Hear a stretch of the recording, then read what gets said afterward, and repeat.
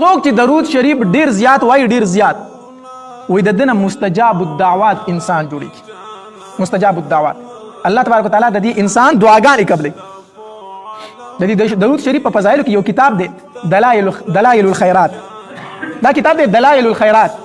دا لیکل دی محمد ابن سلیمان الجزولی رحمه الله. دا د دې کتاب مصنف دی. د خپل واقعي بیانې چې ما دا کتاب څنګه ولیکو ولې مې ولیکو. دا لویسبرګ تیر شوی دی. د خپل واقعي بیانې وای په سفر باندې تلم نو د مانځه ټیم شو چې د مانځه ټیم شو وې و دا غي په غاړه کې ناستم صوبه پکې شته خو بوکه نشته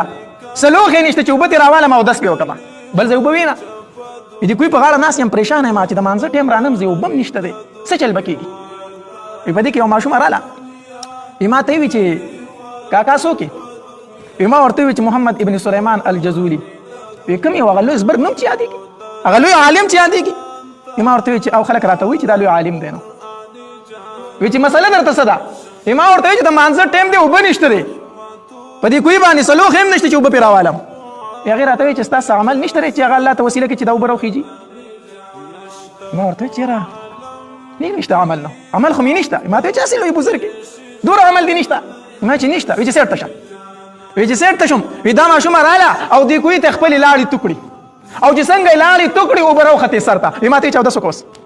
او 200 کا ایما 200 کو دې ماشوم ته مې وی چې تاسو عمل دی تاسو عمل دی چې لاړې دې کوئی ته ټوکړي او سر ته راوخته تاسو عمل څه دی هغه ماشوم راته چې زما خو هیڅ عمل نشته لري خو زه په نبی عليه الصلاه والسلام باندې درود شریف ډیر زیات و چې دا خبره مې واوریدا وی التم دا قصو کو چې کله هم خپل کلی ته لاړم نو په درود شریف باندې به یو کتاب لیکم او چې خپل علاقې ته ورسیدم نو دا کتاب مې ولیکو دلائل الخيرات دا مې ذکر لیکل درود شریف دا د انسان مستجاب الدعوات جوړي د انسان دعاګانې قبليږي کوته دا غواړي چې زما دعا دې قبول شي نو درود شریف ډیر زیات وایا زر فیر درود شریف وایا ورستو تی دعا غواړه بیا به ته چاته نه وای چې مال دعا غواړه بلکې طالب خلک راځي چې زما د پاره دعا غواړه زنانه دي نارینه دي زر فیر د ورځې درود شریف وایا دعا غواړه الله به کوي بیا به خلک تعالی راځي چې مال دعا غواړه امام ابو حنیفه رحمه الله دا ډیر اوچت خلک تیر شوی دي دا ډیر لوړ خلک تیر شوی دي دله یو سړی راغی ویزه عمرې لزما خدا خلک وایي چې په کعبه شریفې د لومبه نظر پریوزي او دا نظر دی لا اړولې نه په دغه ټیم کې چې څه دعا غواړي الله تبارک وتعالى قبلې الله تبارک وتعالى قبلې